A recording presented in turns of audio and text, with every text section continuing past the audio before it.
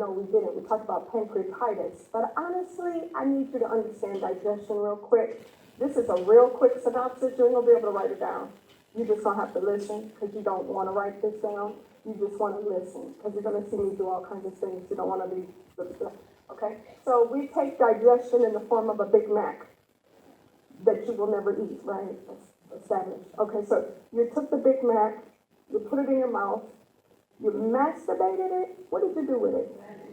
My bad. You masticated your Big Mac, which means chew. When you masticated the Big Mac, you had salivary glands put out an enzyme. The enzyme was called amylase. Where did it come from?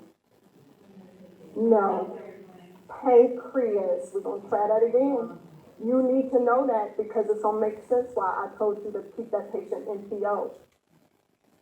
If you put anything in your mouth, you activated your pancreas technically.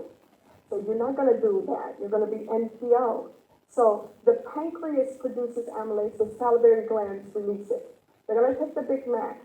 This amylase is only going to be used to digest the carbohydrate, not the protein, not the fat. It's going to start the carbohydrate digestion. This Big Mac chunk of whatever you ate is going to go as a soft bolus down your esophagus. So far, so good. Okay? There's a little bitty sphincter at the end of your esophagus. It's there to keep you from doing the GERD thing. So far, so good. When things go the way they're supposed to, we're going to go to the left, like Beyonce. And in the left side is your stomach. Your stomach has 4 hours to digest that disgusting Big Mac. It has to do lots of things with the Big Mac. If you've noticed, you probably have heard this. I worked at Taco Bell. I can assure you it's true. They're the nastiest places to work. If you knew what happened behind the counter, you would never go there.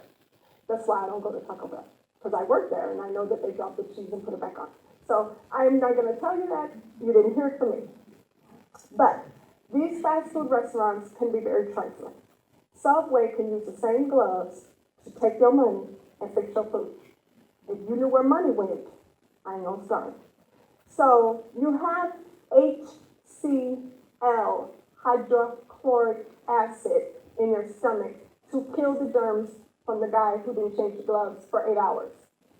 You have that same chemical to begin the absorption, and this is what I would write down. Write these 4 down. I would write iron, calcium, vitamin D, and B12. Your stomach absorbs these immediately. That's why when you give iron, it has to be on an empty stomach. Because if you put calcium in there with it, it won't get all of this. It'll be concentrating on both. It'll fight for absorption.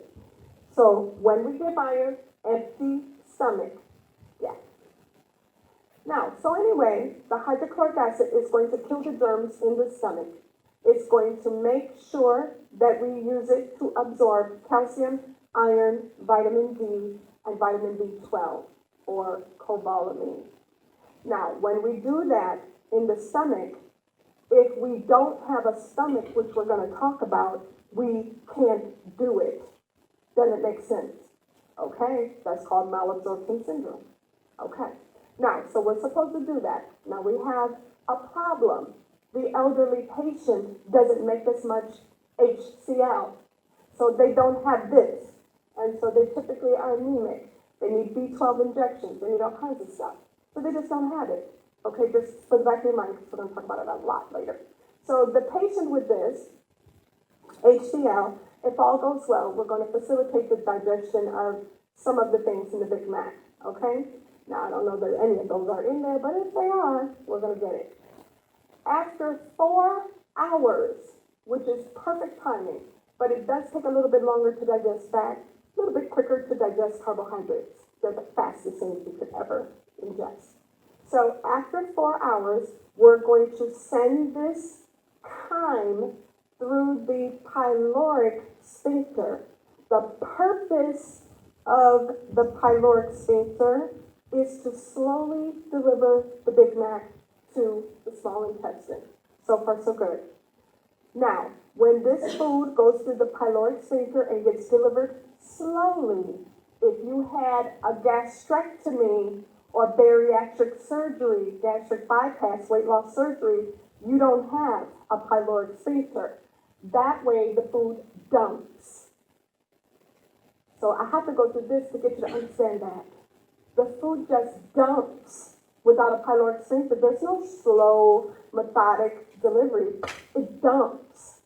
And what dumps faster? What did I say was digested faster? Carbs. What dumps slower? Fat and protein. So what kind of diet did we say? High fat, high protein for the bariatric patient.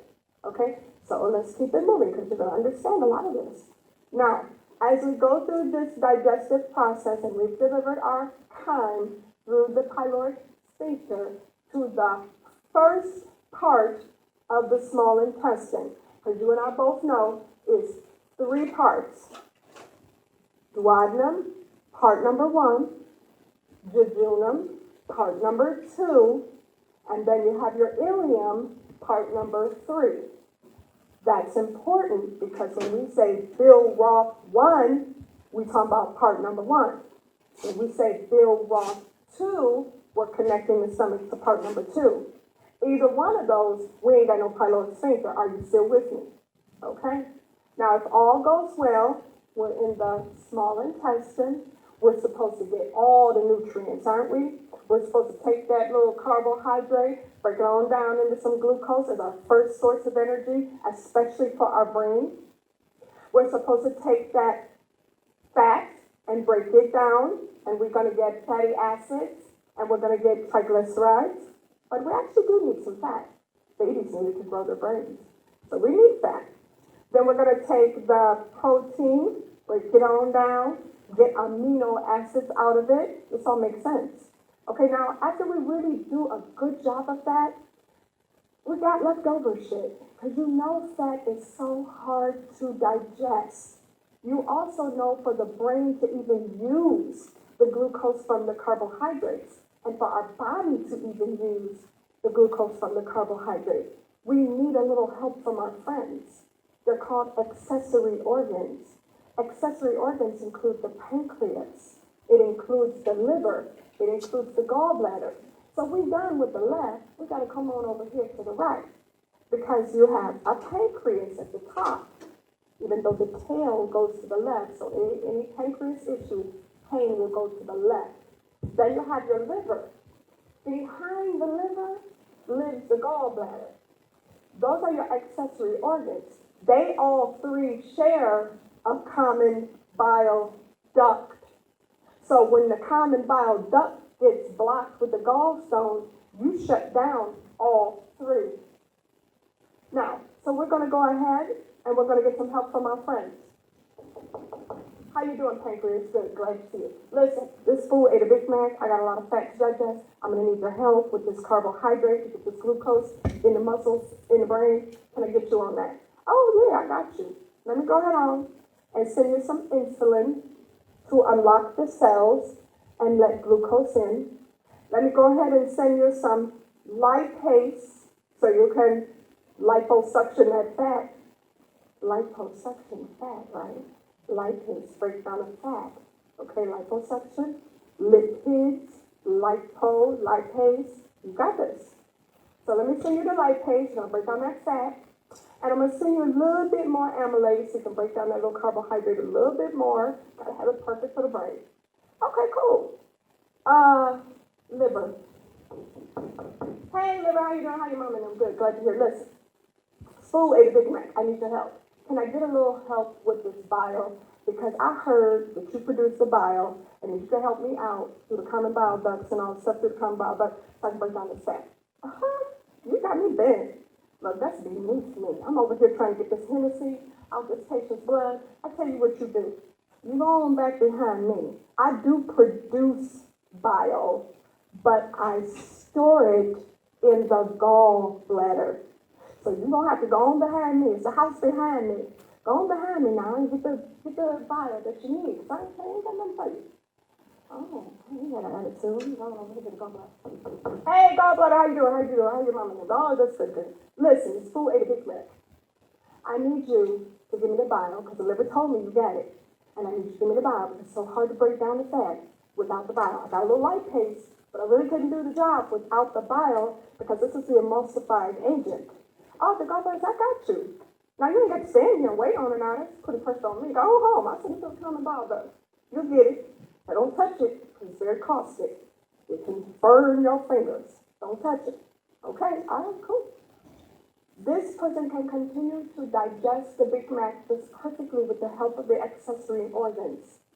That leftover sugar, because I forgot to tell you, you had a number 10, a number 5, or whatever the hell you had, and instead of getting a pop, you got a pop and a milkshake.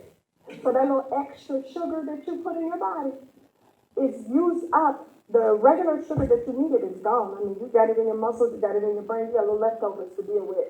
Leftover sugar is stored in the liver as glycogen for you to use tonight while you sleep and not eat a Big Mac. That's going to be a big deal when the liver shuts down. The liver is going to take the remaining protein, and it's going to take the remaining protein and put it in your vessels as albumin.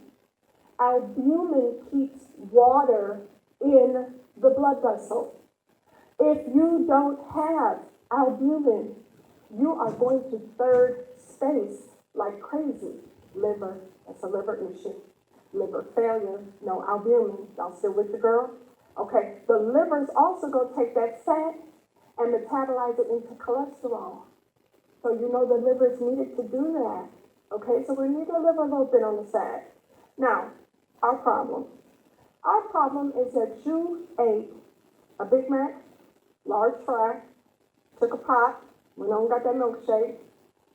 Then you kicked it with your friends down in the flats.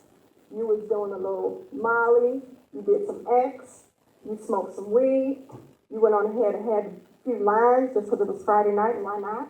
You did a couple coke lines, just playing in the snow. So you done did all this shit, and then you took Motrin for that headache. I don't know why you had a headache, but you took the Motrin. So you took some legal shit too. Y'all all right with that? Okay, with your alcoholic self? All right. Now, the ladies had the margaritas, the guys, please. Now, so here's what happened to all of that blood after you got all the nutrients out. The leftover blood, you really need to know this. The leftover blood from the entire digestive system, where all the nutrients have been absorbed in the blood, gets sent to the liver by the portal vein. The portal vein is but it's draining all of the blood, all of it, from the spleen as well as the digestive system, and it's going to take that blood to the liver. When it takes the blood to the liver and the heart have a contract. The heart said, listen, fool, don't send me no dirty blood. Before you send this blood to me, you better purify the shit out of it. You better detox everything that's in it bad. Get rid of that shit. I don't need it up in the heart. We operate on a very tight little plan here. So the liver's, I got you. The liver starts detoxing, taking out all of the drugs, all of the alcohol, even taking the protein, the fat, helping out with that. By the time it's done, it's going to send that deoxygenated blood, right? Veins, deoxygenated blood. It's going to send it through the hepatic vein to the vena cava in through the right side of the heart. But if the right side of the heart fails, blood's going to back up. We're going to have hepatosplenomegaly because it's backing up. We're going to have GERD because it's backing up. We're going to have every vein in our body congested. Isn't it making sense? How the heart can affect your liver? Okay. What if the liver was calcified? If the liver's calcified, we still don't have backing up in every vein because we don't have albumin in the blood vessels. So we have a shitload of fluid. If the liver is diseased, it's not going to receive the blood from the portal vein. And because there's no albumin in any of this vessel, it's going to be just shoving fluid out into the peritoneal cavity.